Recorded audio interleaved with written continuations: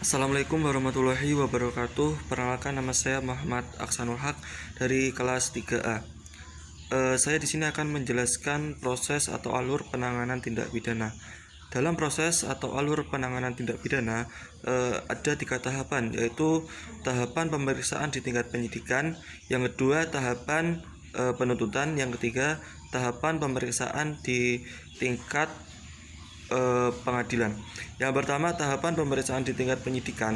Tim penyidik mempunyai upaya hukum atau memiliki wewenang dalam melakukan upaya hukum, yaitu berupa pemeriksaan, penangkapan, penahanan, penggeledahan, dan penyitaan barang bukti yang ditulis dalam bentuk surat acara atau yang biasanya disebut dengan BAP. Yang kedua yaitu tahapan penuntutan.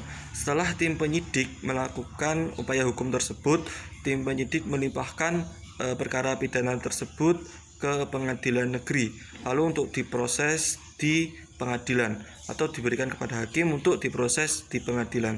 Yang ketiga, tahapan pemeriksaan di tingkat pengadilan.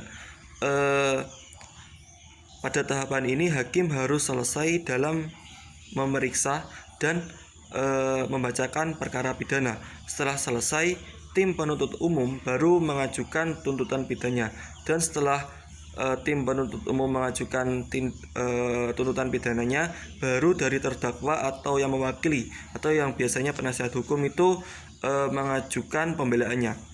Lalu pada proses peradilan, proses atau alur di tingkat pengadilan itu hampir sama dengan tahapan yang ketiga, yaitu tahapan pemeriksaan di tingkat pengadilan. Jadi untuk melakukan proses peradilan ini harus melewati tahap 1 dan tahap 2 dulu. Setelah itu bisa dilakukan proses pengadilan. Lalu yang saya kritisi dalam proses pengadilan tindak pidana itu yaitu pada bidang tingkat pemeriksaan di tingkat penyidikan. KUHP